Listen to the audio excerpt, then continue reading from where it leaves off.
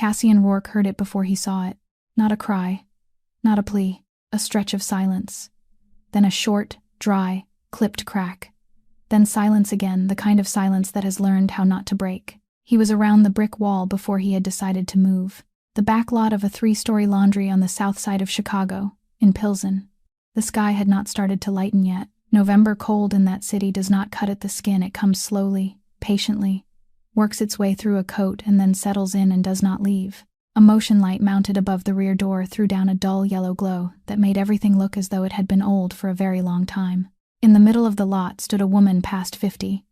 Gray wool coat, hair combed back and pinned, the face of someone who had just come from church, or was about to go. In her hand was a length of plastic-coated clothesline, the same line that ran across that lot for hanging towels folded double, wrapped once around her fist. Facing her, turned toward the wall, was a young woman.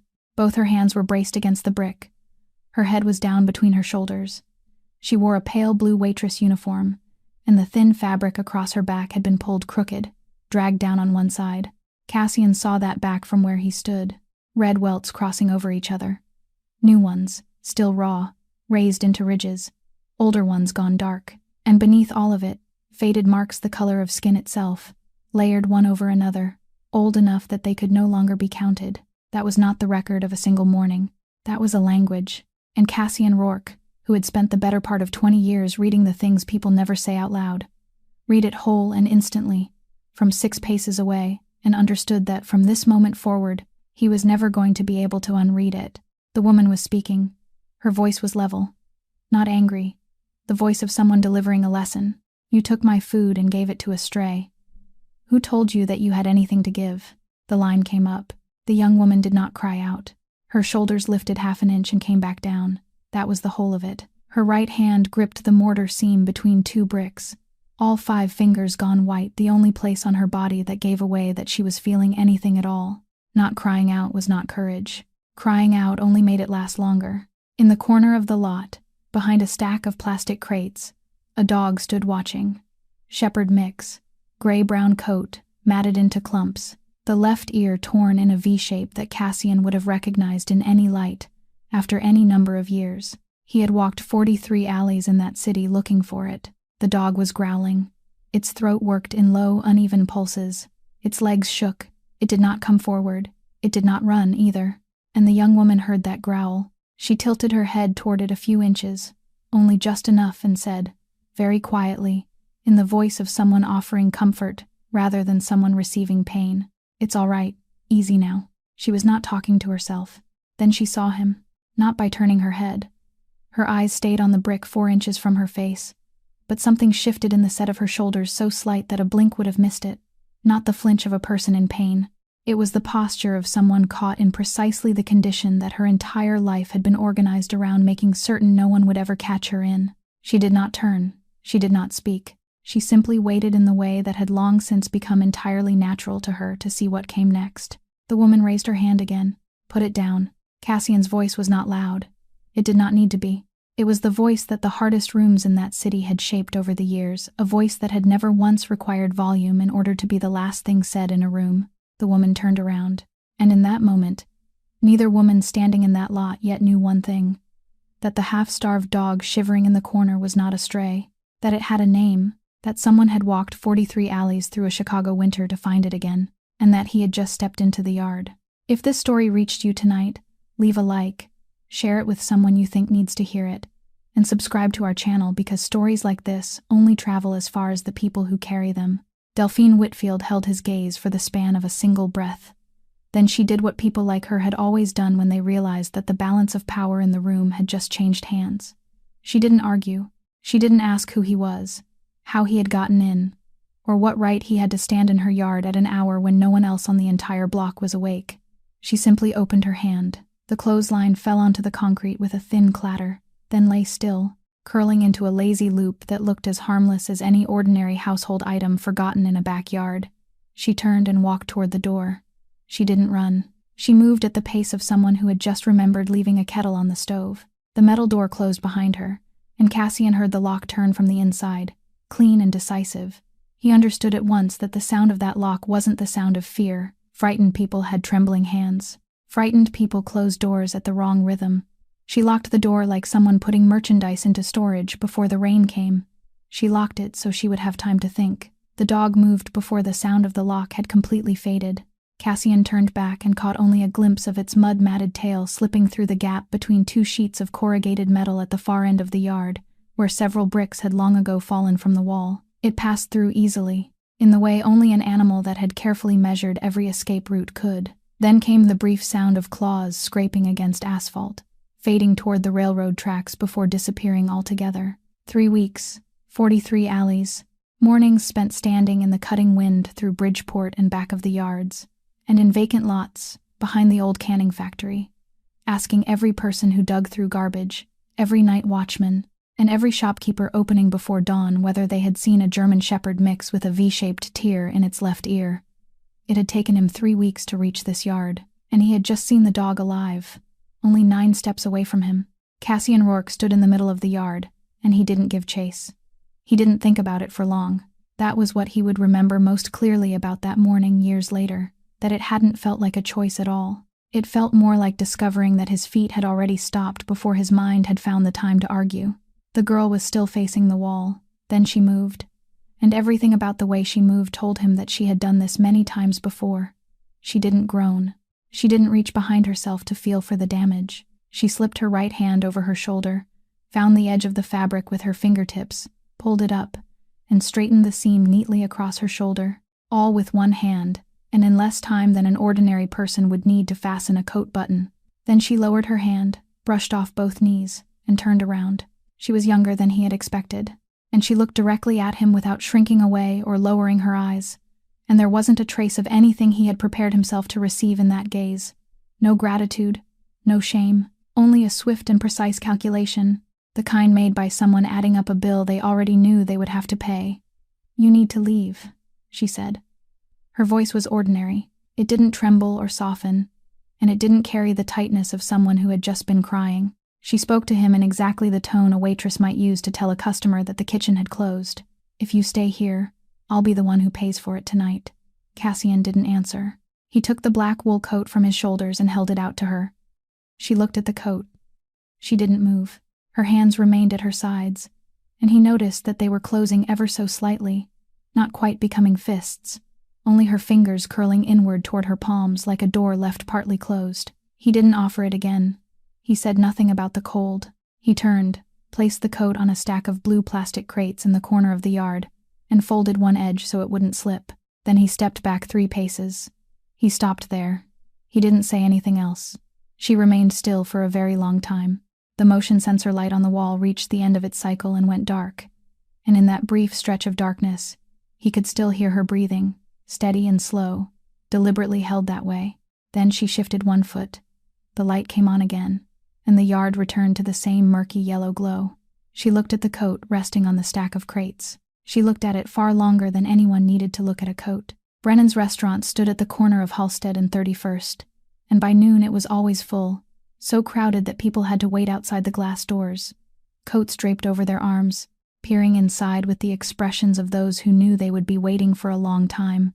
Cassian Rourke pushed open the door and walked in without looking at anyone. The manager, who was writing in the ledger at the counter, glanced up, and for less than the span of a heartbeat, his pen stopped moving. He didn't offer a greeting. He didn't step out from behind the counter. He merely inclined his head toward table number 6 at the back of the dining room, where 6 people were still halfway through their lunch. No one approached the table to say anything to them. No one brought them the check. But the man seated at the head of the table looked up toward the door, set down his napkin, and all 6 of them rose one after another, collected their coats, and left through the side entrance, abandoning plates still more than half full and glasses in which the ice hadn't yet melted. Cassian sat down in the place they had just vacated. The server cleared the table in silence, replaced the tablecloth with a fresh one, and Cassian ordered black coffee. No one in that restaurant explained anything to anyone. Not a single word was spoken to clarify what had just happened. That was how such things had always unfolded on this city's south side, quietly, in perfect rhythm, without any need for raised voices, while everyone seated at the surrounding tables lowered their eyes to their plates with considerably more concentration than they had shown only a few minutes earlier. Wilder Ashgrove arrived afterward and took the chair across from him, and the third man to arrive was Baird. He came in with the gait of someone who had been rehearsing that walk all the way from the parking lot to the door, the gait of a man trying to convince his own body that nothing serious was happening.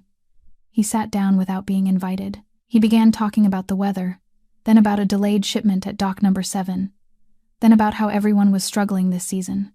Cassian let him talk. He drank his coffee. He didn't interrupt even once, and that, more than anything else, made Baird speak faster and with less coherence, until he stopped himself in the middle of a sentence and couldn't find any way to continue. Cassian set down his cup. He said that the unloading manifests for 3 eastern shipping routes had reached the Merrick family before the ships had even docked, that the information could have come from only 4 computers, and that 3 of those computers were in Baird's office. He said it in the voice of a man reading aloud from an electricity bill. Baird began insisting that it wasn't true. Cassian didn't argue with him. He took out his phone, placed it on the tablecloth, and made the first call. The first call lasted less than a minute. He spoke with the manager of the Western storage yard at the docks, asked after the man's mother, then said that Baird's company wouldn't have its lease renewed on the 3 adjoining warehouses after the end of the month, and that if anyone called to ask, he should simply say the property owner had changed his plans. He ended the call. Baird sat motionless. The second call was to a woman at the Federal Transportation Licensing Office, and Cassian said nothing except to remind her of something that had happened 2 years earlier, involving understated weight declarations in the paperwork for 2 tractor trailers. He said that perhaps it was time for that file to be reviewed according to proper procedure. He thanked her. He ended the call. Baird placed both hands on the table and stared down at them. The third call was the shortest. He called a man named Harlow at the bank on Wacker Street and asked whether Baird's company mortgage of $300,000 contained an early repayment clause. When the voice at the other end said that it did, Cassian merely said "thank you," ended the call, and slipped the phone back into his coat pocket. 3 minutes. Baird had entered that restaurant with 3 warehouses, 2 tractor trailers, a transportation license, and 19 years of work behind him, and he walked out carrying nothing but a coat over his arm. He didn't plead. He simply stood, lingering there for a moment as though waiting for someone to tell him that the matter could still be discussed, and when no one said anything, he left. Cassian didn't watch him go. Wilder stirred his coffee without drinking it. He said the quicker way would have been to send 2 men down to the docks to meet Baird and settle the matter once and for all. Cassian shook his head. "I don't burn down anyone's house," he said. "Fire goes out, and then people rebuild. I take away every single thing that allowed that house to remain standing. Then I leave it there by itself, in the same cold it has always held inside." Wilder remained silent for a long time. Then he said what he had intended to say from the moment he walked in, that the matter with the dog was over, that Cassian had searched 43 alleys and found it, that if it was still alive, it would remain somewhere in that neighborhood and they would catch it one morning, and that the laundry shop and the woman inside it were none of the Rourke family's concern. Cassian didn't answer any of it. He folded the napkin in half and placed it at the edge of his plate. "Find out where she works," he said. It took Wilder Ashgrove less than half a day to find the place, and the name he laid on the table was the Copper Kettle, an all-night diner in Bronzeville, wedged between a tire repair shop and a small church that had long stood abandoned. Cassian arrived at an hour when the city hadn't yet awakened, after the garbage trucks had passed but before the first buses had come, when only one window along the entire block remained lit. Inside, there were 7 stools at the counter and 6 tables lining the wall, a brick-colored linoleum floor worn into a faded path along the aisle, an old coffee maker gurgling in the corner, and the smell of hot grease mingling with coffee that had been left too long on the warming plate. He chose the last table, with his back against the wall and a clear view of both the front door and the kitchen entrance, following a habit he could no longer remember acquiring. She came to his table with a coffee pot in her hand, and he recognized her before she was close enough for him to see her face clearly, because there was something unmistakable in the way people walked when their backs hurt and they weren't permitted to let anyone know. She walked upright. She didn't move any more slowly than usual. The only difference was that she didn't turn her body sideways in the narrow space between 2 tables. She walked around instead. She turned the cup upright on his table and poured. Her hand didn't tremble. The stream of coffee flowed straight, without spilling a single drop onto the saucer, and he sat watching that wrist, thinking that someone who had been hurt that recently should have had shaking hands, yet hers were perfectly steady. That didn't mean she wasn't in pain. It only meant she'd had a great deal of time to practice. Then she set the coffee pot on the table. She used both hands. One held the handle while the other supported the bottom, lowering it slowly until it touched the wood without making a sound. That was how people set down something they had borrowed from someone else. That was how people handled something whose breaking would bring consequences. He asked her name. She didn't answer with words. She raised 2 fingers and touched the plastic name badge pinned to the chest of her uniform. Its edges yellowed with age and its surface polished so clean that the plastic shone more brightly than the uniform itself. Then lowered her hand. 5 letters, no last name, nothing more. He asked whether she had seen a German shepherd mix around the neighborhood, grayish, brown, thin, with a V-shaped tear in its left ear. There was a pause. It was very brief, so brief that if anyone else had been sitting at that table, it wouldn't have existed at all. But Cassian Rourke had sat in too many rooms with too many people deciding how much they should reveal, and he recognized that pause the way someone recognizes a wrong note in a piece of music they have heard 1,000 times. "I haven't seen it," she said. She was lying. He knew she was lying. He knew it at that very moment, at that table, with the steaming cup of coffee between them. And he didn't ask another question. He didn't mention the yard. He didn't mention the black wool coat he had left on the stack of plastic crates and never returned to retrieve. He nodded, thanked her, and let her walk away. He remained there for a while longer. He watched her work. She wiped down the counter. She straightened the stack of menus. She brought food to 2 truck drivers seated at the far end of the counter and didn't linger to speak with anyone. Once, she stood eating in the corner of the kitchen, facing the door, holding a piece of bread in one hand. And she finished it in less time than most people needed to sit down. When he left, he placed a $200 bill beneath the saucer, and he had already reached the sidewalk, his hand resting on the car door, when he heard the diner's bell ring behind him. She ran after him onto the sidewalk without a coat, holding the money in both hands as though it were something burning. "You made a mistake," she said. "This isn't mine." He told her there was no mistake. She shook her head, placed the bill on the hood of his car, pressed her palm over it to keep the wind from carrying it away, then withdrew her hand and went back inside. The diner door closed. The bell rang again. Through the glass, he watched her walk straight back to the counter, pick up the cloth, and resume wiping the same spot she had just finished cleaning. Cassian sat in the car for a very long time without starting the engine. He had met people who refused money.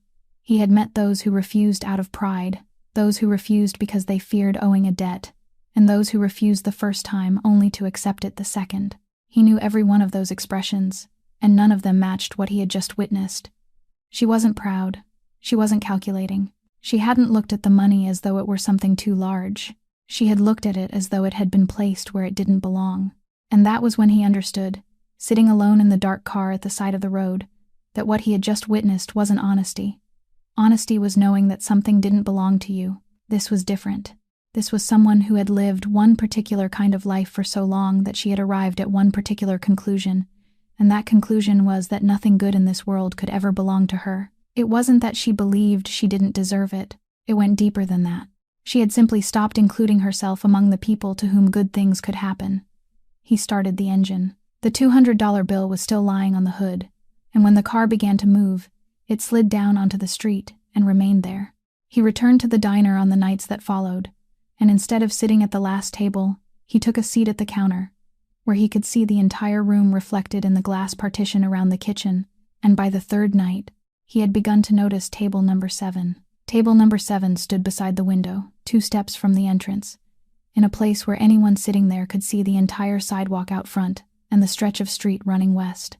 The person at that table was a young man in his early 20s, with short black hair and a canvas jacket worn thin at the elbows. He arrived after the night shift had been underway for a while, and he remained there until the shift ended. He didn't eat. He ordered coffee, a single cup, then let it grow cold through the night, taking an occasional sip merely for the sake of it.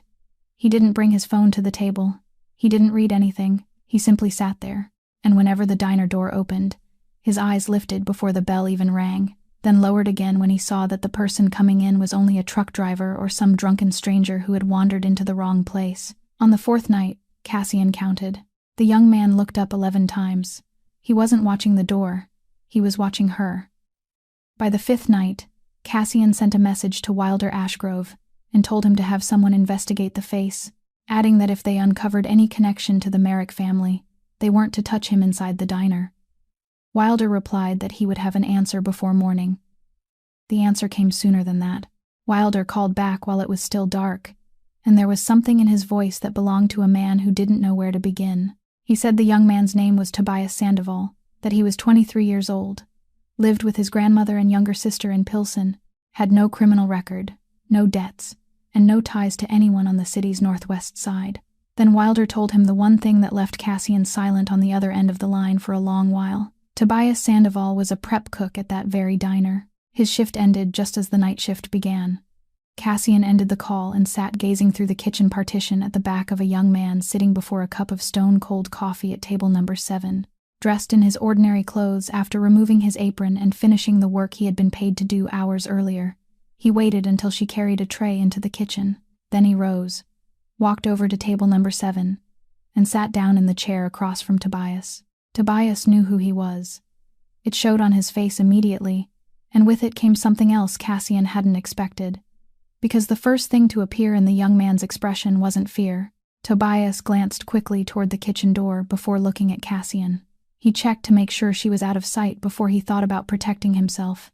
Cassian asked what he was doing there. Tobias wrapped both hands around the cold cup and stared down at it. He said she walked home. He said the journey from the diner to where she lived covered 4 blocks, and the streetlights along the middle 2 had been broken since summer, and people had reported them to the city 3 times, but no one had come to repair them. He said she wouldn't let anyone take her home, that he had asked her once and she had thanked him and refused in a way that made it clear asking again would only make her uncomfortable, so he had stopped asking.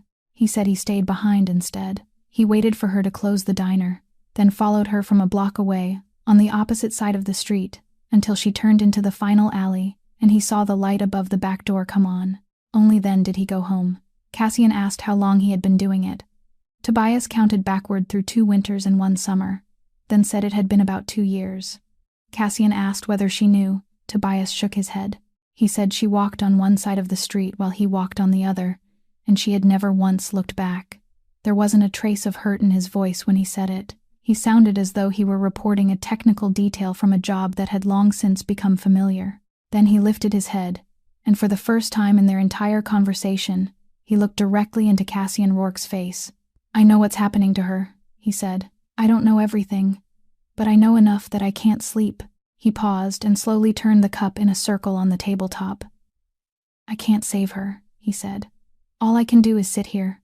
Cassian said nothing for a very long time. Then he rose, and before leaving, he did something no one else in the diner saw except that young man. He reached out and rested a hand on Tobias's shoulder once, very briefly, then drew it away.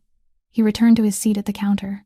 When she came out of the kitchen, carrying a tray of clean towels, everything in the room looked exactly as it had before, and she had no idea that a conversation about her had just taken place at the table beside the window, just as she had never known that throughout the past 2 years, every night she walked through those 2 dark blocks, someone on the other side of the street had always matched his footsteps to hers. She was waiting for him in the parking lot behind the diner, standing in the middle of the lane with both hands tucked into the pockets of her cardigan, and she had been there long enough for her breath to fog a patch on the window of the nearest car. She was about 70, an Irish-American woman with silver hair pulled back, and the joints of her fingers were swollen in the way 40 years of carrying plates and washing dishes left their mark on a person's hands. She didn't step aside when he approached.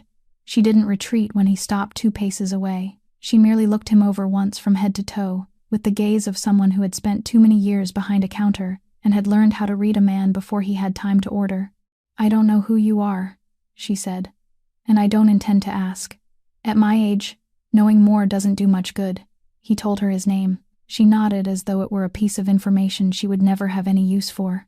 "Odette Bramwell," she said. "I opened this diner back when this street still had 2 factories. I'll keep this short because I need to get back inside." Then she said the words she had been standing there waiting to say. "If you intend to make that girl's life harder, please get in line. It's a very long one." Cassian didn't answer. He stood still and allowed her to continue, and she did, because there are some things people carry inside them for so long that all it takes is for someone to stand quietly enough, and those things begin to come out on their own. She told him about an evening several winters earlier when she had gone down to the walk-in freezer for a box of butter and found the girl standing inside. She wasn't doing anything. She wasn't taking supplies or checking inventory. She was simply standing there with her arms hanging at her sides, surrounded by steel shelves and bitter cold, in a place where no one remained for more than 2 minutes, unless they had a reason. Odette asked her what she was doing there. The girl turned around, and her face was dry, and she said it was only because it was cold, because she had spent too long in the heat of the kitchen. She said it was because it was cold, Odette said, while she was standing inside a freezer. She fell silent for a moment. I believed her. I carried the box of butter upstairs, and I believed her. She didn't look at Cassian when she spoke again. She looked past his shoulder toward the brightly lit back door of her diner. I've lived 70 years, and I knew exactly what I was doing that night. I believed her because believing was easier than asking another question. If I'd asked another question, I would have known. And once I knew, I would have had to do something. And if I had to do something, I wouldn't have known what to do. She pulled one hand from her cardigan pocket and waved it through the air as though brushing away a fly that wasn't there.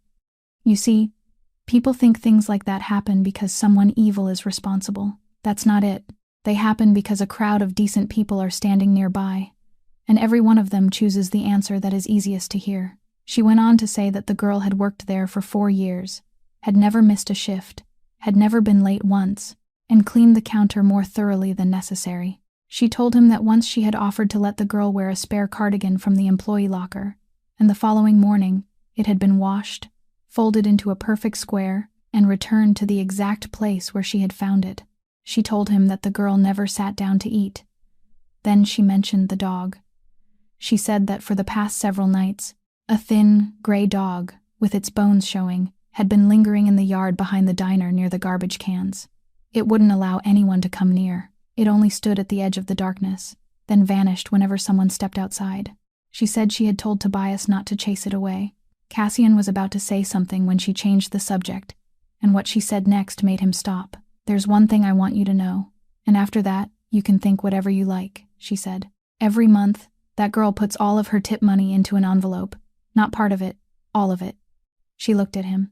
She doesn't spend a single cent of it. She doesn't buy herself new clothes. I've been seeing those same shoes on her feet since last winter. She eats what's left over in the kitchen, and she thinks I don't know. She slipped her hand back into her pocket. 6 years. Every month, for 6 years. She started toward the back door, then stopped and looked over her shoulder. I never asked who she was saving it for, she said. That was the second time I failed her. The back door closed behind her. Cassian Rourke remained alone in the parking lot, and at the far end, where the metal garbage cans stood against the wall, something gray and low retreated into the darkness without making a sound. It happened late one afternoon, before the night shift, and Odette was the first to see her.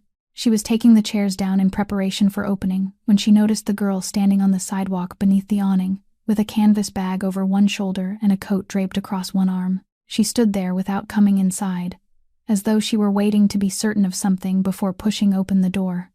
Odette opened it for her. The girl stepped inside and apologized for arriving before her shift, then asked whether she could leave the bag in a corner of the storeroom, just for a few days. Odette asked whether something had happened at home. She said nothing had happened. She said Mrs. Whitfield was having the second floor renovated. Odette looked at the bag. The entire life of a 26-year-old woman fit inside one canvas bag that a 70-year-old woman could lift with one hand. She didn't ask another question. She merely said yes, leave it there, then walked into the kitchen and stood with her back to the door longer than necessary.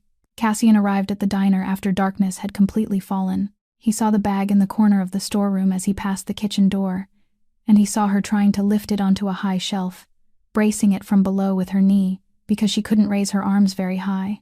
He stepped forward, supported the bottom of the bag, and lifted it for her. She thanked him, quickly and softly, then took a step back to make room. The bag was old, and a short section of stitching along the bottom had come undone. As he placed it on the shelf, something slipped through the opening and fell to the floor. It was a thick brown paper envelope, its edges softened from being handled so often, one corner resealed with clear tape that had been peeled away and reapplied so many times that the overlapping layers had turned cloudy. He bent down and picked it up. It was heavier than he had expected. He didn't intend to open it, but it had fallen, and the flap had come loose, and when a person was holding something that close, there was no way not to see. Inside, there weren't large bills rolled together. It wasn't what anyone imagined when they heard that someone had been saving money for 6 years. Inside were small bills, 1s, 5s, a few 10s. Every bill had been smoothed flat, not flattened by chance, but flattened in the way someone might sit at the edge of a table and carefully press every crease from each one before stacking them with their edges perfectly aligned, all facing the same direction, every portrait turned upward. Cassian had counted money in countless rooms across this city for nearly 20 years, and he had never seen anyone arrange it that way. People arranged money like that when it wasn't merely money. When every bill had been held many times and thought about many times before, it was finally placed inside. Tucked between the bills was a piece of paper. It had been torn from one of the diner's order pads, with the perforated edge still visible along the top, and written across it in pencil was small, neat handwriting that leaned slightly to the right. Winter coat, 40. Size 12 shoes, 35. Picture books, 8. Yellow hair clips, 3. Small check marks appeared beside several lines. Beside the first line, one number had been crossed out and rewritten, reduced from 45 to 40. At the very bottom of the page were 2 more words, written even smaller than the rest, almost disappearing into the edge of the paper, and he had to tilt the page toward the light before he could read them. Do they come in yellow? Cassian Rourke stood in that little storeroom, surrounded by steel shelves and sacks of flour, holding a piece of paper torn from an order pad, and he didn't move for long enough that the fluorescent light above him flickered twice. He had spent nearly 20 years reading what people left unsaid. He could read shipping manifests, lease agreements, and numbers shifted by 3% in the 4th column. He could hear a lie inside a pause half a beat too long, and now he was holding a scrap of paper with 4 lines written in pencil, and he realized that it was the most difficult thing he had ever been asked to read because it concealed nothing at all. It was only a list. It was only 4 things, and together those 4 things amounted to $86. Yet someone had needed 6 years and all those carefully smoothed bills to reach that sum, and even now, that person was still wondering whether the hair clips came in yellow. Footsteps sounded at the storeroom door. She was standing there. He hadn't heard her approach. Her eyes moved to the envelope in his hand, then to the piece of paper, then back to the envelope, and in that brief span of time, something in her face collapsed and was immediately rebuilt, so quickly that he would have missed it if he had blinked. He lifted the piece of paper ever so slightly. "Who are these for?" he asked. She stepped forward and took the envelope from his hand. She didn't snatch it away. She drew it from his grasp with both hands, then took the paper from between his fingers, folded it in half, folded it once more into quarters, slipped it inside the envelope, and pressed her palm over the tape to seal it again. She held the envelope tightly against her chest. She looked at him. She didn't answer. Wilder Ashgrove came to the office at the docks the following morning with a thin file and placed it on the desk, but he didn't sit down. He stood across from the desk with both hands in his trouser pockets, waiting for Cassian to open it. The first page was a copy of an application for a replacement birth certificate. The second was a report from the Illinois Department of Family Services. The third was a visitation schedule printed on a dot matrix printer, its ruled lines already fading near the upper corner. The name on those pages was Renly Whitfield, 6 years old. Cassian read all 3 pages without speaking, then went back and read them again from the beginning. The girl was living with Mr. and Mrs. Halloway in Oak Park under a temporary foster care arrangement made by the department. The file clearly documented the condition of the foster home, and everything written there was good. A 3-bedroom house, a quiet neighborhood, the husband retired from the Department of Education, the wife teaching 1st grade at a public school 4 blocks from their home. The caseworker's periodic evaluations, conducted 3 times over the past 2 years, had rated the placement positively in all 3 areas: health, education, and adjustment. In the margin of one page was a handwritten note, left by someone at the department, saying that the child was very fond of the family cat and had learned to ride a bicycle without training wheels the previous summer. Visitation took place once a month. Each visit was arranged in advance and confirmed in writing. An employee of the department remained seated at a nearby table throughout the meeting. The location was a community center on the west side of the city, room number 4, in the morning, for 2 hours. The reasons the mother hadn't yet been allowed to bring her daughter home were listed in the file as 2 separate points. She hadn't demonstrated stable, independent housing. She hadn't demonstrated a stable income after deducting her existing financial obligations. Cassian stopped for a long time at the second point. Existing financial obligations. He closed the file and rested both hands on top of it. Wilder said he had investigated further and found no petition from the mother requesting an extension or any kind of exemption, no attorney representing her, and no request for reconsideration. There was only a file lying dormant at the department, taken out once a year to satisfy procedure, then closed again. Then Wilder added one more thing, speaking more slowly than he had before. 72 times, he said. Since the visitation schedule began, there have been 72 visits. She showed up for all 72. Cassian sat perfectly still. He thought of a piece of paper torn from an order pad, with 4 lines written in pencil, and a number crossed out and reduced from 45 to 40. He thought of small bills smoothed flat one by one against the edge of a table, all turned in the same direction, their edges carefully aligned. He thought of an envelope peeled open and sealed again so many times that the layers of tape had built up one over another. And he thought of a backyard, and a woman standing in the middle of it, and words he had heard but hadn't understood. If you're here, I'm the one who'll have to pay for it tonight. He had understood those words the way anyone would have understood them. He had thought she was afraid. He had been wrong. She hadn't been talking about fear at all. She had been talking about a price, and that price was a specific number, and she knew exactly how much it was, and for 6 years she had paid it faithfully with precisely the kind of currency people used to pay for things like that. Throughout that entire morning in the yard, the thing Cassian Rourke had failed to read wasn't the marks on her back. What he had failed to read was the reason she had stood still. She hadn't stood still because she was weak. She had stood still because she was holding her place in a line. Because once every month, there was a morning in room number 4 of a community center, and if she wanted to be there, she couldn't allow anything to happen that might cause her to miss even one visit. He rose, walked to the window, and looked down at the 3 miles of docks below without seeing any of them. "Call Rosalind Hearn," he said. Rosalind Hearn was a 44-year-old civil attorney with an office on the 9th floor of a building on LaSalle Street, and she worked with the practiced patience of someone who had spent 20 years proving things everyone knew were true but no one was willing to put in writing. She received the file on a Tuesday afternoon and called back on Thursday afternoon. She spread 4 folders across her desk in order, and began with the one on the far left.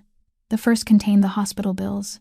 Mr. Gerald Whitfield had been admitted to Mercy Medical Center in the fall 7 years earlier, remained there for 31 days, and died in the hospital. The total amount owed after insurance was $41,300. The second folder contained records from that same hospital's financial assistance program. An application for debt relief had been submitted 2 months after his death. It had been approved. The entire remaining balance had been forgiven under the hospital's assistance program for low-income patients. Rosalind turned to the stamped page and rotated it so Cassian could read it. There had been no debt, not for 7 years. The third folder contained statements from Delphine Whitfield's bank account. Every month, on the 7th or 8th, a cash deposit appeared, ranging from $400 to $620. Rosalind had added them together. Over 6 years, the total came to $71,800. The fourth folder was the thinnest. It contained a printed copy of the call log from the switchboard in Mercy Hospital's finance department, obtained through a formal records request. Rosalind placed one finger on a line in the middle of the page. 4 years earlier, on a March afternoon, a call had been made from the public telephone at the Copper Kettle. It lasted 9 minutes.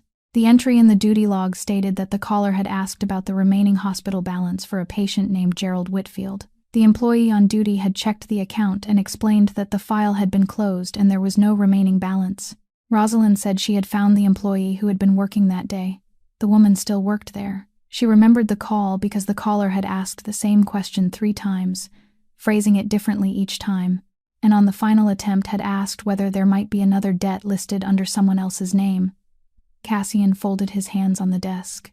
Rosalind turned to the final page and said the rest didn't appear in any official record, and she had learned it only because she had gone to the diner and spent 40 minutes talking with Odette Bramwell. That afternoon, after making the call, the girl had gone home and asked. Delphine Whitfield hadn't become angry. She hadn't shouted.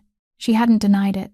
She had been folding towels at the laundromat counter, and she had continued folding them. She had said, "All right, then there's no debt." She had said, "Tomorrow I'll go to court and ask them to reconsider your visitation rights." She had said, "Go ahead and make another call." She had spoken those 3 sentences, then finished folding the towel in her hands. After that afternoon, no more calls had been made from the diner's public telephone to Mercy Hospital, and on the 7th of the following month, The bank statement showed a cash deposit of $480 into Delphine Whitfield's account, just as it had every month before and would every month afterward. Cassian sat in silence. 4 years. She had known for 4 years. She had held the answer in her hands and set it down, and she had continued paying for something she knew didn't exist, faithfully, without missing a single month, using the very money that might otherwise have proven to some court that she had a stable income. Rosalind drew out another sheet of paper and said she had asked the girl one question before leaving the diner. She had asked why she didn't fight. Then Rosalind read the answer from her notes, in the steady voice of someone reading testimony into the record. If I fight, I win once. Then next month, she'll find another way. And I only get one morning every month. I can't risk losing even one of those mornings. Rosalind set the paper down. No one spoke for a while. Beyond the 9th floor window, the city lights were coming on one row at a time. Then Rosalind Hearn stacked the 4 folders, tapped their edges against the desk until they were perfectly aligned, and looked across the table at Cassian Rourke. There are 2 ways, she said. You know your way. It takes one night. By morning, that woman won't have a laundromat, she won't have a house, and no one in that neighborhood will answer her calls. You can have it done before lunch. She rested one hand on the stack of files. This way takes an entire winter, maybe longer. It means paperwork, court appearances, waiting in hallways, and having the hearing postponed twice because the judge is sick. She didn't take her eyes from him. Do you want the fast way or the right way? He told Rosalind Hearn that he chose the right way, and she nodded as though she had known his answer all along but still needed to hear him say it. Then she began writing down a list of everything she would need. But there was one thing Cassian Rourke did before the first petition was filed, and he did it alone, in broad daylight, without bringing anyone with him. Whitfield Laundromat opened at 7 o'clock, and by mid-morning, only 3 dryers were running inside, while the sharp, cloying scent of fabric softener clung to the walls. Cassian pushed open the door, and the brass wind chime hanging from the frame rang twice, softly. Delphine Whitfield was folding towels behind the counter. She looked up, and he saw her recognize him, and he saw her decide within half a second that she would handle this by pretending the morning in the yard had never happened. She greeted him. She asked what he needed washed. He didn't answer. He pulled the only plastic chair in the laundromat out of the row of waiting chairs, placed it in front of the counter, and sat down. He sat upright, his hands resting on his thighs, and he looked at her. She folded 2 more towels, then began to speak. She said she didn't know who had told him what, but outsiders didn't understand what went on inside a family. She said she had taken care of her husband's daughter for 11 years, that without her, the girl would have been placed in an institution long ago, and that everyone on the block knew it. She said the girl was difficult and disobedient, that she often took things from the laundromat and gave them to outsiders, and that she had merely disciplined her the way any mother was obligated to discipline a child. She said she attended church every Sunday. He let her finish. He didn't interrupt her once. And just as it had with Baird at Brennan's restaurant, that silence did its work. The longer she spoke, the slightly higher her voice climbed. And by the end, she was explaining something no one had asked her to explain. When she stopped, Cassian didn't argue with a single thing she had said. He spoke very slowly. Do you know why no one has touched this laundromat in 20 years? She didn't answer. It isn't because you're good, he said. It's because this place is so small that no one has ever bothered to look at it. He let those words lie between them long enough for the dryer in the corner to complete one full cycle and stop. Then he stood. He returned the plastic chair to its original place in the row of waiting seats and adjusted it until it stood perfectly aligned with the others. He didn't say another word. He didn't tell her what he intended to do. He didn't mention attorneys, the court, the hospital records, or the $71,800 that had passed through her account over 6 years. He didn't threaten her once. He walked out the door. The wind chime rang twice again, softly, and that was precisely what left Delphine Whitfield rooted behind the counter with a half-folded towel in her hands, because she had spent her entire life dealing with people who made threats, and she knew how to handle someone who threatened her. A person who made threats was still weighing the decision. A person who made no threats at all had already decided. On his way back to the car, near the intersection with 21st Street, Cassian saw it. A low gray shadow darted across the road between 2 parked trucks, its head lowered, one hind leg dragging slightly.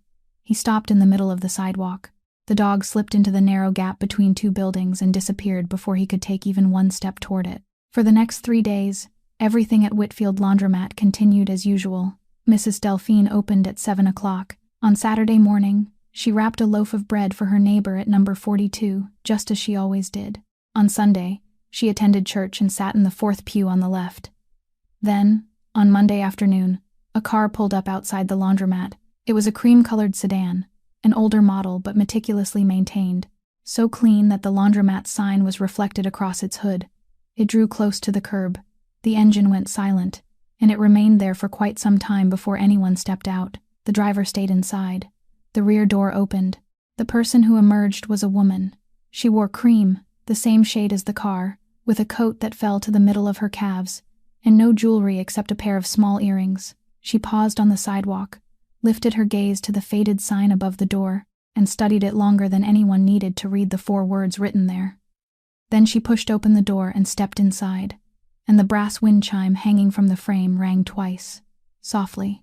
The woman in cream didn't introduce herself by her last name. She only said her name was Sloane, and that she had heard someone was making trouble for an established business in the neighborhood, and she didn't think that was right. She spoke slowly, her voice gentle, and she addressed Delphine Whitfield as Mrs. Whitfield, rather than calling her by her first name.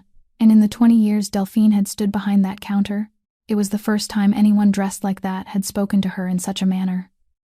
Mrs. Sloane said she understood that family matters were complicated. She said outsiders, especially wealthy men, often liked to interfere in other people's affairs because they were bored. She said that if Mrs. Whitfield wanted to keep what belonged to her, the only way was to move first, file first, and let the court see which side was taking action and which side was merely reacting. Delphine said lawyers were expensive. Sloane Merrick smiled and said, "You go ahead and sue. I'll take care of the legal fees." She said it in exactly the tone someone might use to offer a guest another cup of tea. Then she placed a business card on the counter with the printed side facing down and said someone would call Mrs. Whitfield sometime that week. She walked out. Delphine Whitfield stood behind the counter with the business card in her hand, feeling something she hadn't felt in a very long time, the sense that good fortune had finally come back to find her. She never considered one particular question, which was why a woman who traveled in a chauffeured car would care about a 3-story laundromat in Pilsen. She didn't ask because she didn't want to ask. Some strokes of good fortune weren't meant to be examined. 9 days later, the petition was filed. 3 days after that, Marin went to the laundromat herself. She arrived in the middle of the afternoon, after sleeping for 3 hours, and before her night shift, and she walked 4 blocks from the bus stop. She didn't tell Odette. She didn't tell Cassian. She came because a letter from the court had arrived at the diner the day before, and one line in that letter said the current visitation schedule would be reviewed while the matter was being resolved. She pushed open the door, and the brass wind chime rang twice, softly. There were 2 people inside the laundromat. Delphine stood behind the counter, and in the waiting area, sitting in the very plastic chair Cassian Rourke had pulled out and then returned to its place, was a woman in cream reading a newspaper folded into quarters. Marin didn't know who she was. She saw only a customer, and she hesitated, but Delphine told her to go ahead and speak, because Mrs. Sloane was a trusted friend. Marin kept it brief. She said she wasn't asking for anything. She said she would continue making the monthly payments as she always had, without paying a penny less, and without ever being late. She said she wouldn't sign any papers from any lawyer, wouldn't take anyone's side, and wouldn't say a word anywhere. She asked for only one thing, that Delphine withdraw the petition. Delphine asked what assurance she had, now that Marin had someone standing behind her. And Marin lied. She said no one was standing behind her. She said that man had come to the diner a few times because he was looking for a dog, nothing more, and that he was the kind of man who searched until he found what he wanted and then left, and he didn't care about her at all. She said that if anyone believed hurting her would cause him pain, they were badly mistaken, because she was nothing to him, and a man like that didn't suffer over a waitress. The words came easily. Her voice remained steady. Her eyes stayed fixed on Delphine Whitfield from beginning to end. But there was one thing she hadn't accounted for, and that was the presence of a third person in the room, and that third person wasn't watching her eyes. Sloane Merrick was watching her hands. Throughout the entire time Marin spoke, her hands remained still at her sides, but at the final sentence, at the exact moment she said she was nothing to him, the fingers of her right hand curled once into her palm, then opened again. Sloane Merrick folded the newspaper and placed it on her lap. Delphine said she would think about it. Marin thanked her and walked out, and the wind chime rang twice again, softly, behind her. After she had gone, Sloane Merrick remained seated in that plastic chair for a while, gazing through the window and watching the small figure make her way toward the bus stop. 3 days later, the two of them sat together drinking tea in a River North restaurant that had closed for the midday break, in broad daylight, surrounded by tables with chairs still turned upside down on top of them.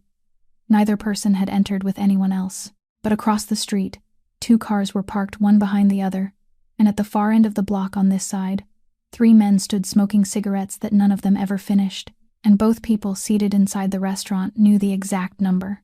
Sloane poured his tea first, then poured her own. She asked about business at the docks. He asked about the northwestern shipping route. Neither of them mentioned Baird. Neither mentioned the laundromat. Neither uttered a single threat, and if anyone had passed the window at that moment, they would have seen nothing more than 2 old acquaintances sharing tea. He said there were small matters that could become costly for both sides if they were allowed to grow. She said she agreed, and that she had never cared for unnecessary expense. Then she slowly turned the cup once between her palms and looked at him. "Do you know the difference between you and me?" she asked. He didn't answer. "You still have something to lose," she said. "I lost everything a long time ago." She spoke those words very softly, and when she finished, she took a sip of tea and said nothing more about it. As she was leaving, standing on the sidewalk while her driver opened the car door, she turned and looked at him one last time, and a very brief smile appeared on her face, the kind of smile worn by someone who had just received confirmation of something she had already suspected. "Thank her for coming," she said. "She lies very well, but her hands don't." Wilder Ashgrove came to the office at the docks one evening after everyone else had gone home, and he knocked even though the door was open. That was the first thing that made Cassian look up, because in 11 years, Wilder Ashgrove had never once knocked on that door. He carried a thick file sealed inside a rigid plastic pouch, the kind people use to protect documents from moisture, and a ring of keys. He placed both on the edge of the desk nearest him, without pushing them across, and he remained standing. Cassian told him to sit down. He didn't. He said there was something he needed to tell Cassian before the lawsuit went any further, because if he waited any longer, it would look as though he were speaking only because he had been cornered, and he didn't want that. Then he said that 11 years earlier, when Nessa Rourke died, he hadn't yet been working for the Rourke family. Cassian sat perfectly still. Wilder said he had been 27 at the time, 2 years out of the military, with no qualifications beyond what people called a knack for making paperwork look clean. He worked for an office on the northwest side of the city. The office operated under different names on different licenses, but they all led back to the same place, and that place was the Merrick family. He said his job hadn't been to make things happen. His job had been to make what had already happened look like something else. The accident took place on the sloping road leading to the Southern Freeway on a rainy night 11 years earlier. A passenger car lost control and struck a concrete pillar. There were no witnesses, and none of the cameras along that stretch of road had been working at that hour. The scene report cited excessive speed and wet pavement. The case was closed within 9 days. Wilder said there were 3 things that never made it into that report. The first was footage from a gas station camera about a quarter of a mile from the scene, showing a pickup truck following the passenger car for nearly 2 miles without turning off at any intersection. The second was the tow truck driver's preliminary report, which stated that the damage to the left rear of the car wasn't consistent with a collision against a concrete pillar at the front. The third was a call placed from a prepaid phone to that office at 3:15 that morning, 40 minutes before the police arrived at the scene. He said he was the person who had made all 3 things disappear. He used those exact words. He didn't choose anything gentler. He said that at the time, he hadn't known who she was. He had known only a name on a piece of paper and the amount he would be paid, and he had done the work people paid him to do, and he had done it well. Cassian didn't interrupt him once. He had investigated her death. He had spent nearly a year doing it. He had hired 2 private investigators, paid 3 people inside the department, and read the scene report so many times that he had memorized the order of every section. Yet everything he touched led back to the same conclusion, because everything he touched had already been rearranged before his hands ever reached it. He had gone searching for the truth inside a room someone else had already cleaned and darkened before he stepped through the door. Wilder said he had left that office about 6 months later. He hadn't told anyone why, and no one had tried to keep him because a man who handled paperwork could always be replaced. He drifted for a while, then applied for work at the docks on the Rourke shipping line, beginning as a night shift cargo inspector. He said he had known exactly what he was doing when he applied. Then he picked up the file inside the rigid plastic pouch and the ring of keys, and pushed both across the desk toward Cassian.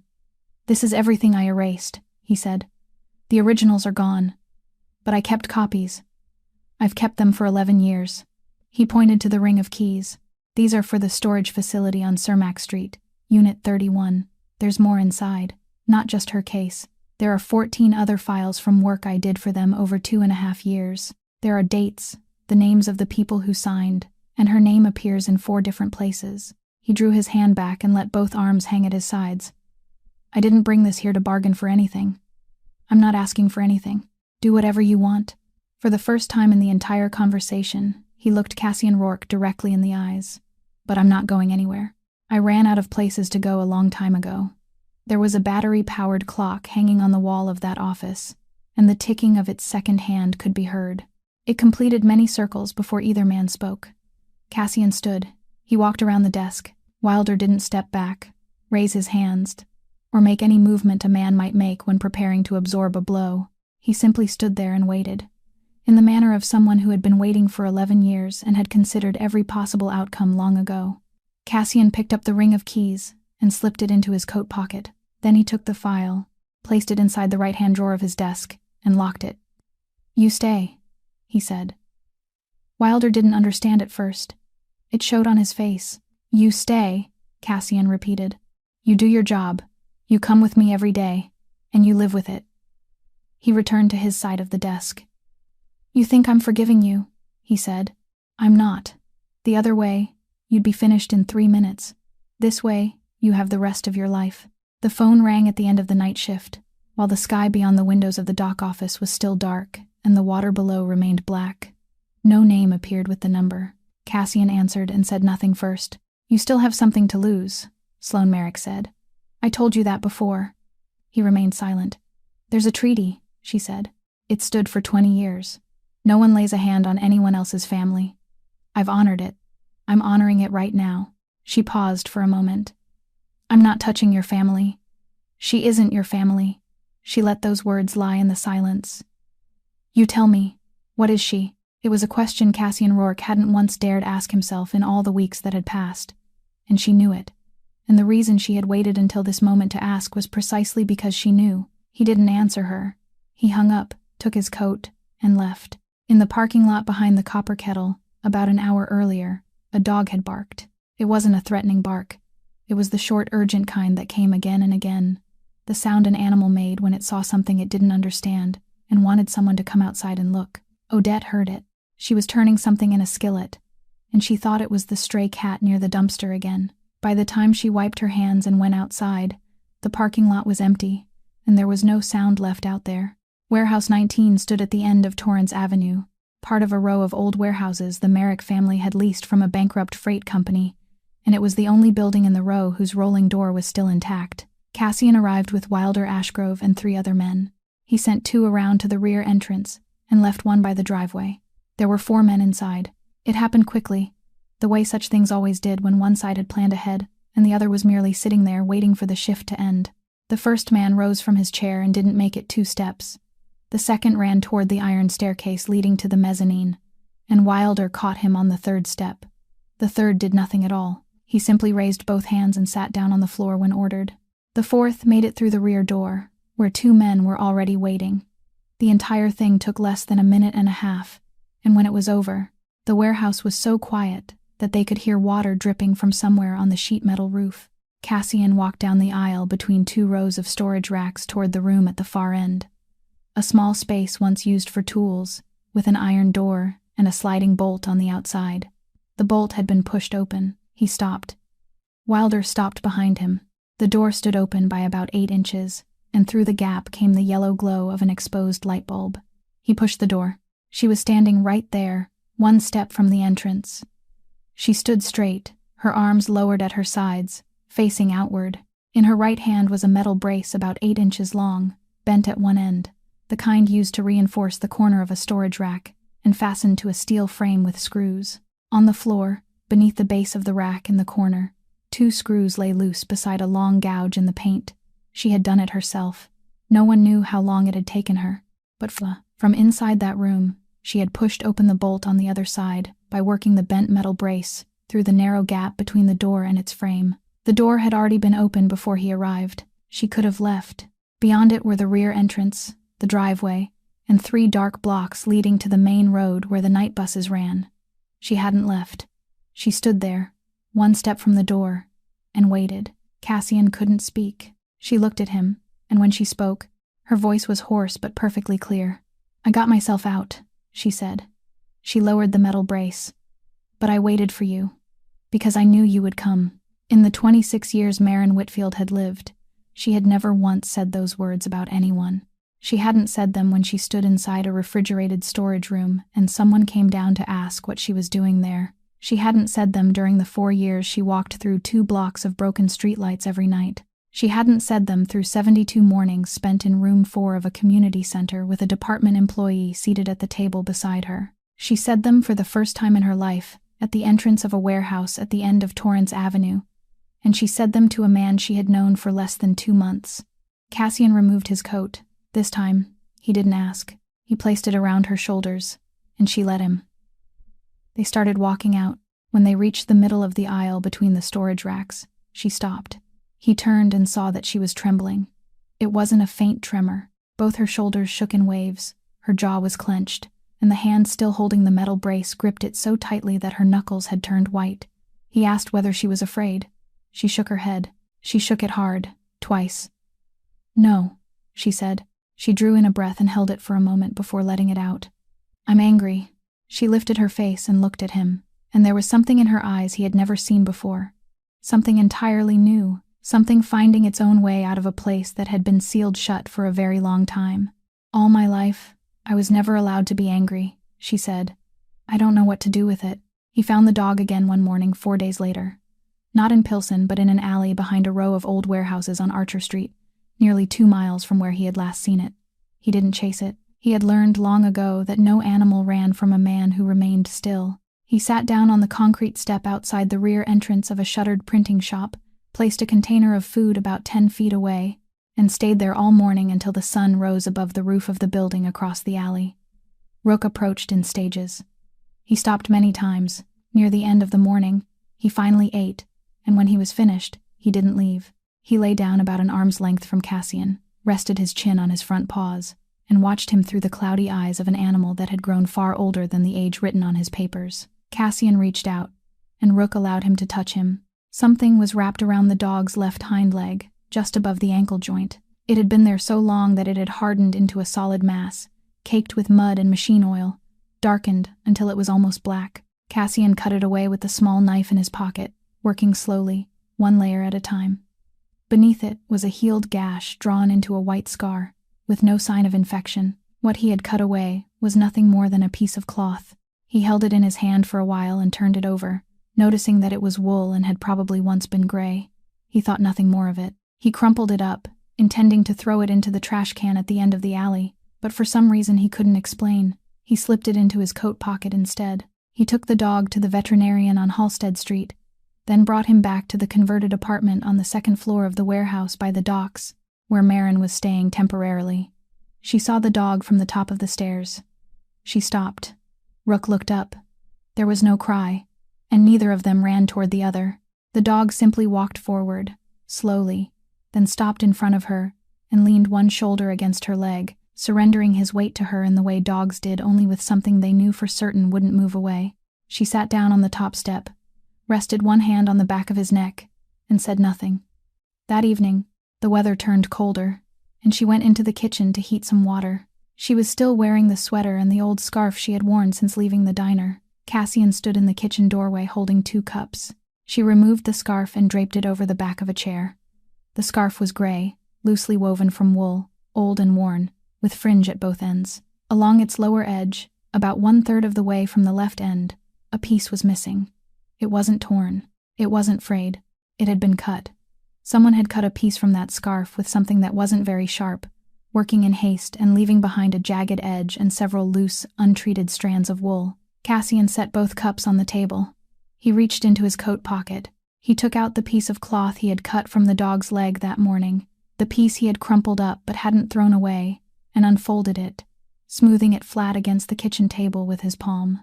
Then he lifted the scarf from the back of the chair and laid it beside the scrap. He fitted the piece into the missing section. The jagged edge on one side matched the jagged edge on the other, tooth to tooth, every protruding piece settling into every hollow, and the filthy scrap of cloth slipped perfectly into the empty space in the gray scarf as though it had never been separated from it.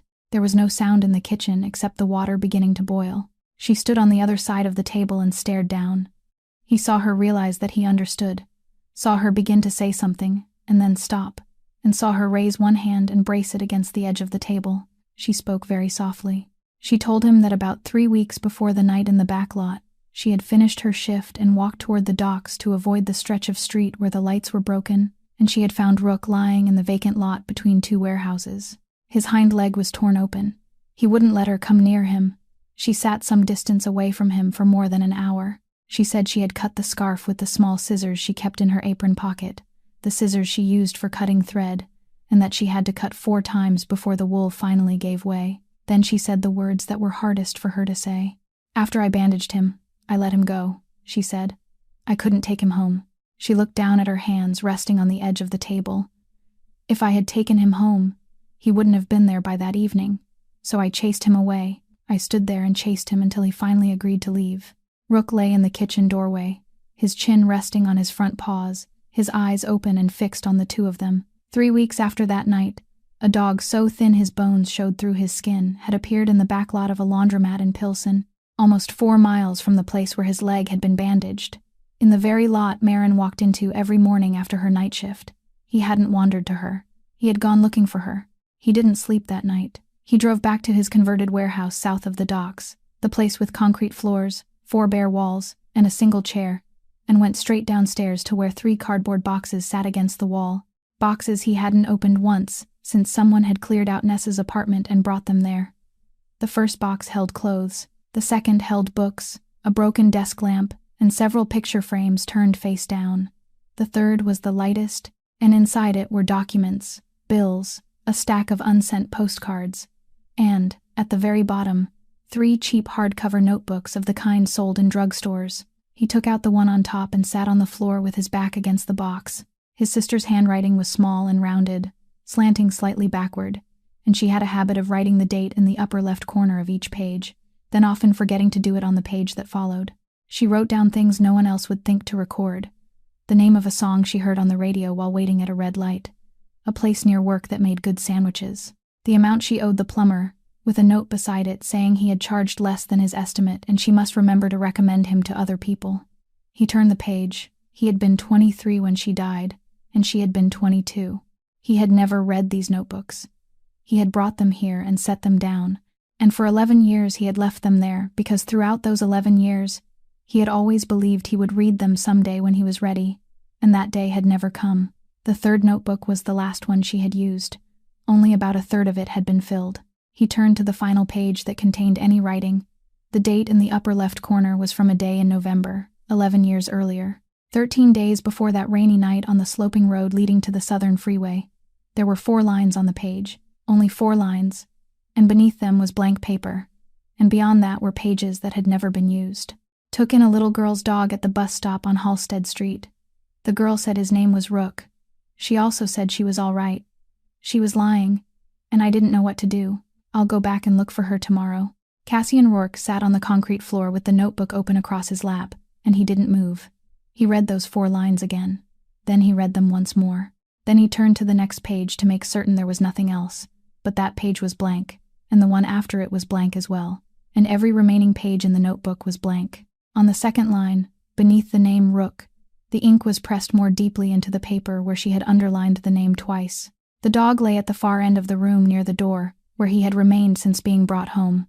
He raised his head when Cassian moved, then lowered his chin again. 11 years old.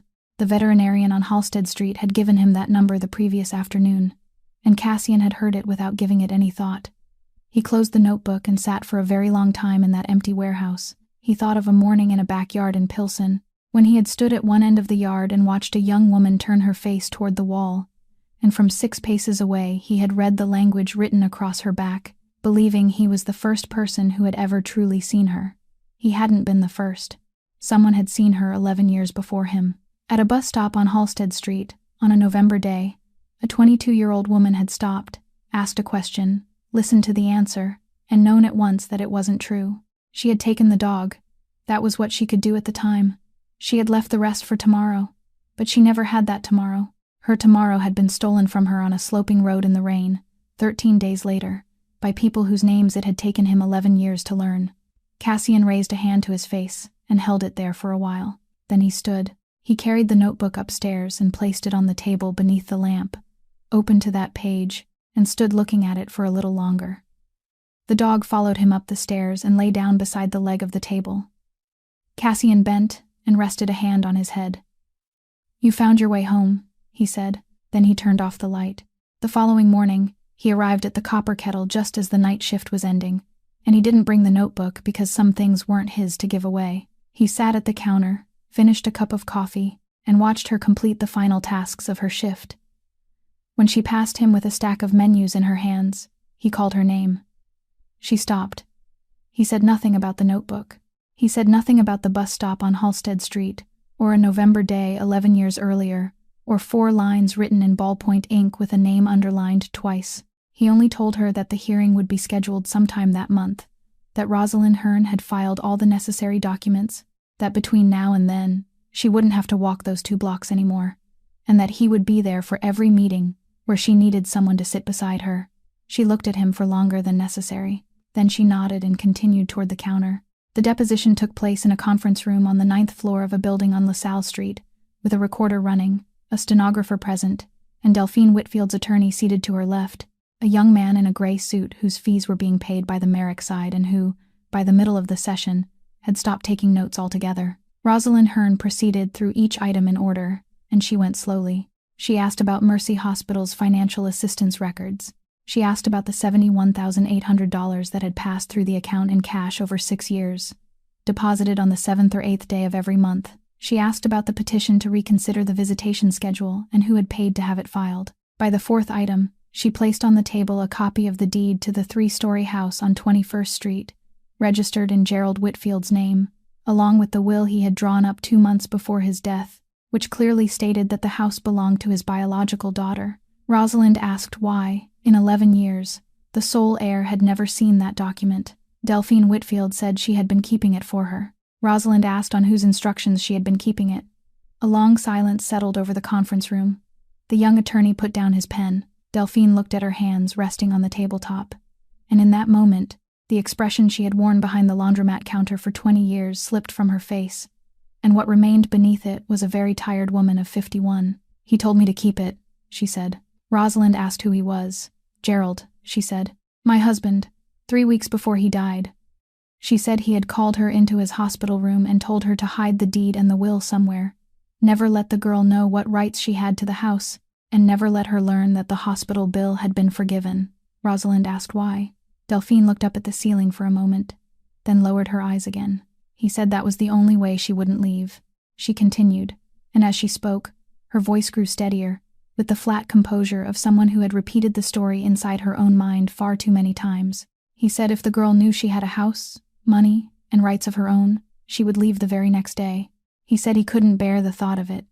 He said if I kept the papers and kept the debt, she would stay. I would still have someone, and there would still be someone living in the house. She lifted her glass of water, then set it down without drinking.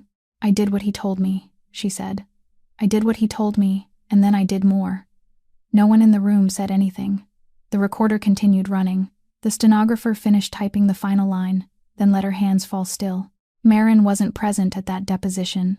She learned what had been said that evening at the diner, when Rosalind Hearn arrived, sat at the last table, and recounted each item to her, adding nothing and leaving nothing out, exactly as she did with every client she represented. Marin listened to all of it. She didn't ask a single question. Odette Bramwell remained behind the counter the entire time, wiping a glass that had been dry for a long while. After Rosalind left, Odette went into the storage room in the back. She remained there for quite some time. And when she returned, she was holding an envelope. Its edges had yellowed with age. It had never been sealed again. She placed it in front of Marin and said Gerald had given it to her 3 days before he died, telling her to deliver it to the girl, but then he had called again the following day and asked her to hold on to it while he thought things over. She said he died before he finished thinking. She said she had considered burning it many times. "I didn't give it to you when you were 15, Odette said. "I didn't give it to you when you were 20 either. Now you're old enough to decide for yourself what to do with it, and I'm too old to keep holding things for other people when those things were never mine." Marin opened the envelope. The letter was 2 pages long, handwritten, the script beginning to tremble halfway through the second page. It contained everything a letter like that was supposed to contain. He wrote that he knew. He wrote that he had known for a long time and had chosen not to see. He wrote that he had feared the emptiness of that house more than he feared anything else, and that fear had driven him to do something he had no way to justify. He wrote that he was sorry. He wrote those words 3 times across the 2 pages. She read the entire letter. She read it slowly, once, from beginning to end, and she didn't read it again. Then she folded the 2 sheets of paper in half, placed them on the table, and rested her hand over them. "He knew," she said. Odette didn't answer. "He knew, and he didn't make it right," she said. "He had 3 weeks. He used those 3 weeks to write this." She looked down at the paper beneath her hand. An apology without making things right only makes the person apologizing feel better. "It wasn't for me. It was never for me." She stood, walked out through the diner's back door to the metal barrel Tobias still used for burning cardboard, and struck a match. She said nothing more. She didn't cry, and she didn't linger. She dropped the 2 sheets into the barrel and watched until they had burned completely. Then she went back inside, washed her hands, and continued her shift. That night, after everyone had gone home, Odette went into the storage room, brought down the burlap sack, and handed it to her. At the bottom of the sack was a tin cookie box with one corner dented inward. Marin opened it in front of her. There was no money inside. There were bus tickets. Small, pale yellow paper tickets, the kind used for a single ride and purchased from an automated machine, had been arranged in a neat stack and divided into small bundles secured with rubber bands, with a slip of paper on each bundle marking the month and year. Odette counted the bundles. Then she removed the rubber band from one of them and counted the tickets inside. 72 tickets. Not a single month was missing. She set the lid of the tin box on the table and stood there for a long moment, unable to say a word. The hearing was scheduled for a late winter morning in room 7 of the family courthouse on Ontario Street. And it wasn't someone else's trial. It was the hearing on Marin Whitfield's petition to regain custody of her daughter. And there were only 3 questions on the judge's desk that needed to be answered: housing, income, and long-term stability. Rosalind Hearn answered all 3 with documents. There was the lease for a 2-bedroom apartment in Bridgeport, in Marin Whitfield's name, with the first 6 months paid from her own money after the monthly payments to the laundromat ended. There were certified and newly registered copies of the property deed and the will, restoring ownership of the 3-story house on 21st Street to the rightful heir. There was proof of income from the copper kettle, signed by the owner, accompanied by 4 years of timesheets showing that she hadn't missed a single shift. And there were records from Mercy Hospital proving that the financial obligation, once listed in the department's files, had never existed. Odette Bramwell was called first. She gave her testimony and sat down, and the courtroom remained silent longer than necessary. Tobias Sandoval was called next, and he answered 4 questions with 4 brief sentences. The department caseworker read the updated assessment aloud, then read one additional note she had written herself the previous weekend, stating that the mother had attended all 72 of her 72 scheduled visits, and that in her own case records, such a number was without precedent. Cassian Rourke sat in the second row from the back, never speaking a word throughout the hearing, and no one called his name. Wilder Ashgrove had asked him about that the night before in the dock office, after the paperwork had been filed and there was nothing left to do but wait. He said the judge presiding over the hearing had a loan at a bank on Wacker Street, the same bank, the same loan officer. He said it, then stopped and waited. Cassian said no. Wilder asked why. "If I do it my way," he said, "she'll owe me." He closed the file on the desk. She spent her entire life paying debts. Elsewhere in the city, at roughly the same time, a file sealed inside a rigid plastic sleeve reached the place it needed to go. It didn't pass through the hands of the press. It didn't pass through the hands of the local police. It went directly to the federal prosecutor's office responsible for transportation fraud and falsified records, accompanied by a ring of keys to storage locker 31 on Cermak Street, and the sworn statement of a 38-year-old man who had voluntarily disclosed 15 files he had personally prepared during the 2.5 years he had worked for an office on the northwest side of the city. No one was arrested that week. Things like that didn't move that quickly. But by the end of winter, 3 terminal operating licenses on the northwest route had been suspended pending review. 2 transportation companies canceled their contracts. A bank called in a loan. People stopped answering their phones. The network Sloan Merrick had woven over 20 years didn't collapse. It was simply unraveled one knot at a time. And by the time she looked back, there was nothing left to unravel. She wasn't arrested. She didn't die. She still had money, still had the cream-colored car, still had her driver. One afternoon, she went to a restaurant in River North that was closed for its midday break, the place where chairs had been turned upside down on the tables. She sat at the same table beside the window. She ordered tea. Out of habit, she ordered 2 cups. The server brought out 2 cups, filled them both, then went back inside. She sat there alone throughout that afternoon. Across the street, there were no cars parked one behind another. At the far end of the block on her side, no one stood smoking. She finished her cup. Then she pulled the other cup toward herself and drank that one too. In Pilsen, the Whitfield laundromat closed its doors one Tuesday afternoon. A few days earlier, Delphine Whitfield had called the number printed on the business card she had kept in the drawer beneath the counter. The phone rang through one full cycle, then went silent. She called again. It rang through one full cycle, then went silent. She called a 3rd time that evening, and this time a recording said the number was no longer in service. She remained behind the counter until darkness fell, inside the laundromat where none of the dryers were running, and she didn't call anyone else because there was no one left to call. The court's ruling was read at the end of that morning. It was 4 paragraphs long, and the first 3 consisted of citations to the law. The 4th paragraph contained a single sentence. The transfer was scheduled for the following Saturday morning at the Halloways' home in Oak Park. The sun was shining that day. A few final patches of melting snow still clung to the front lawn. The door opened, and a 6-year-old girl ran onto the porch with a backpack hanging crookedly from one shoulder and a blue winter coat buttoned unevenly, with one button missed. She raced down the 3 steps and threw herself into the arms waiting for her at the bottom, and she laughed, and she spoke very quickly about something involving the cat, and all the while, she didn't let go. Mrs.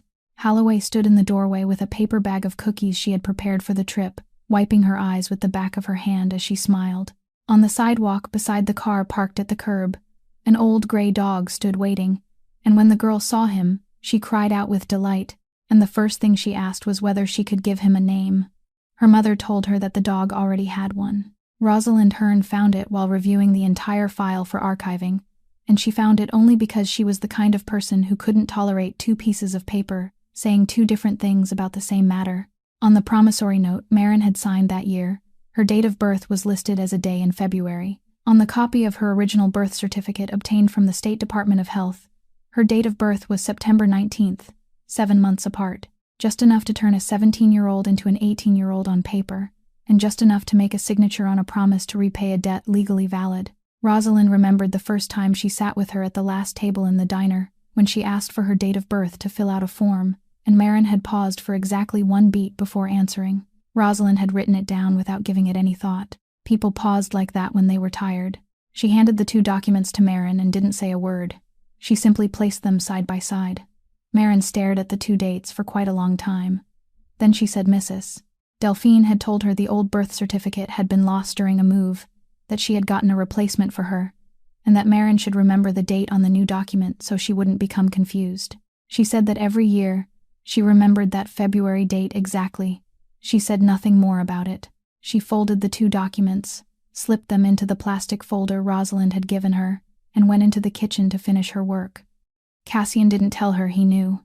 He asked Rosalind only one question, which was what day of the week September 19th fell on that year. By the time the day arrived, autumn had begun, though the evening was still warm enough for people to sit outside after sunset. The backyard of the Copper Kettle was ordinarily nothing more than a stretch of concrete with several garbage cans and a metal barrel, but Tobias Sandoval had spent the entire afternoon pushing 2 long tables together and covering them with tablecloths, and he had strung a line of lights between 2 posts, supporting the corrugated metal roof, the kind with small round bulbs that people hung on their porches during the summer. Odette made the cake. She hadn't baked a cake since she was 63 because of the joints in her hands, and she spent 4 hours making that one, refusing to let anyone enter the kitchen during those 4 hours. Tobias's 9-year-old sister, Junie Sandoval, was in charge of the candles, and she arranged 10 of them in a pattern that made sense only to her. Ren sat on the back doorstep with Rook lying beside her, and the little girl was teaching the dog to shake hands. Rook was 11 years old, elderly, and thoroughly unimpressed by the training program, but he still offered his paw each time she asked, moving slowly, with the patience of a creature that had lived long enough to understand that some things were quicker to do than to refuse. When Marin came through the kitchen door, the lights were already glowing and everyone was standing there waiting. She stopped on the step. The cake sat in the center of the table, covered in white frosting, and across the top, Odette had written one line in colored icing. September 19th. There was no name, only the date. Marin stood on the step and looked at that cake, and she looked at it far longer than anyone needed to look at a cake. Junie urged her to blow out the candles. Tobias told his sister to leave her alone. Marin walked over to the table. She reached out and touched the edge of the cake plate with only her fingertips, as though she needed to make certain it was real. 26 years old, she said, and this is the first time. She said it so softly that no one had time to react, and Odette handled the moment in the only way a 70-year-old woman knew how. She clapped her hands loudly and told everyone to start singing before the candles melted all over her cake. They sang. They didn't sing in unison. They lost the rhythm halfway through. Junie sang louder than everyone else, and Ren got most of the words wrong but sang them with absolute confidence. Marin blew out the candles. The 6-year-old girl sat beside her mother throughout the celebration, ate 2 pieces of cake, and dropped 1 piece onto the concrete, and the old gray dog dealt with that fallen piece at the speed of a creature many years younger, making the entire backyard erupt in laughter. Cassian stood at the edge of the yard, leaning against a post, holding a paper plate from which he didn't eat. He watched her sitting in the middle of the table beneath the string of lights, with her daughter resting against her shoulder, and he heard her laugh. She laughed loudly.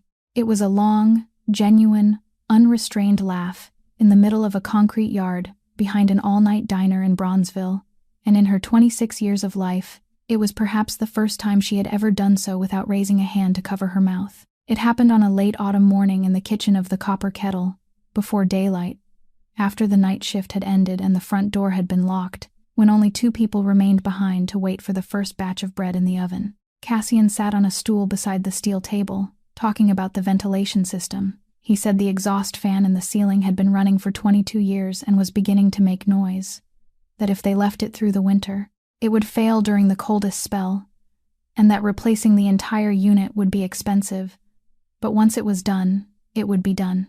He said he had asked for estimates from 2 places.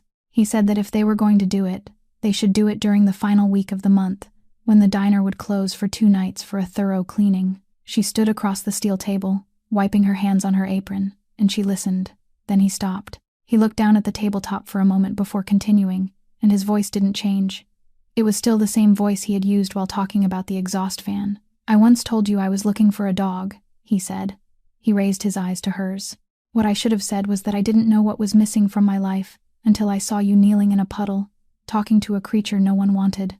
The steady hum of the oven filled the kitchen, along with the rattle of the old exhaust fan in the ceiling. She didn't answer immediately. She fell silent in the way she always did when something mattered, leaving the kind of pause he had learned not to fill. Then she spoke. "I used to sing in the kitchen when I was little," she said. "Someone came down the stairs." She looked at her hands. "That was when I learned that my voice was something I couldn't afford," he said. "Not here." She looked up. "No," she said. "Not here." She reached across the steel table, and he took her hand. 2 winters later, the Copper Kettle was still open through the night, still with 7 stools at the counter and 6 tables along the wall, still with its brick-colored vinyl floor worn into a faded path along the aisle. Odette Bramwell had retired, though she still came in every Saturday morning to sit at table 7, drink coffee, and complain about the way other people made it. Tobias Sandoval now ran the kitchen. On the wall beside the entrance hung a small wooden sign given to them by a customer who worked as a carpenter, and one line had been carved into it. "If you have nowhere to go before daylight, there's still a seat for you here." During those 2 winters, the diner hired 3 more women for the night shift. The first arrived carrying a bag, with no address to write on the application form. The second came on a rainy night and sat at the counter for 3 hours before she dared to ask whether they were hiring. The third came because the first had sent her. The owner didn't ask any of the 3 women about their history, where they had come from, or why they needed a job that began at 10 o'clock at night. She only asked whether they had eaten, then handed each of them an apron. Rook had grown very old. He slept in the kitchen, in the warmest corner beside the oven, and he wasn't impressed in the slightest by an 8-year-old child's very strong opinions about where dogs should sleep, what they should eat, and how many new tricks they ought to learn.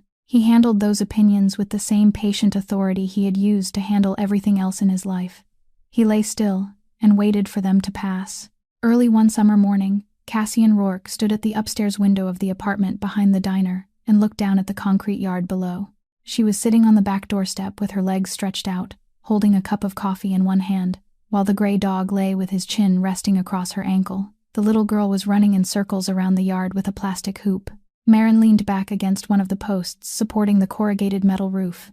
He thought of an alley behind a laundromat in Pilsen, and of a young woman kneeling in a puddle streaked with motor oil, pushing a cardboard box toward a frightened creature and speaking to him in a voice too quiet to be heard through the car window. He hadn't saved her. She had never needed saving in the sense that implied she was somehow incomplete. She had been whole all along, trapped in circumstances designed to make her smaller, and she hadn't become smaller. All he had done was see her, then refuse to look away. In the yard below, the little girl dropped the plastic hoop into the rain barrel, and the old dog rose to investigate. And mother and daughter both laughed. Marin laughed loudly. It was one long laugh, and she didn't stop halfway through, and she didn't raise a hand to cover her mouth. And the sound drifted up through the second-floor window on a summer morning in Bronzeville, Chicago. There is one thing this story hopes to leave behind. People are often judged by what they do when someone is watching. But what truly reveals who a person is lies somewhere else, in the smallest things they do when no one is there to witness them, and no one will ever pay them for it. A young woman who kneels in a filthy puddle before daylight to share her food with a starving creature, knowing full well that she will suffer for doing it, is showing the world who she truly is. And that kindness, though no one saw it when it happened, was never lost. It traveled a very long way, through many years and across many streets, until one day it returned to find the very person who had sent it out into the world. This story also reminds us of something else, that remaining silent in the face of wrongdoing isn't tact, and that if even one person is willing to stop, ask one more question, and refuse to look away, another person's life may turn in an entirely different direction. And finally, forgiveness is a gift, not an obligation. Those who have been hurt have the right to choose how and when they set that burden down, and no one has the right to demand it from them. If this story touched your heart, please leave a like, share it with someone you believe needs to hear it, and subscribe to our channel for more compelling stories every day. We would love to know how you feel about Marin and Cassian's story, which detail stayed with you the most, and whether you have ever quietly helped someone without needing anyone else to know. Please leave a comment below, because we truly hope to hear the feelings that come from deep within your hearts. We wish everyone watching this video abundant health, a joyful life, and peace in every day ahead. Goodbye, and we'll see you again in the next video.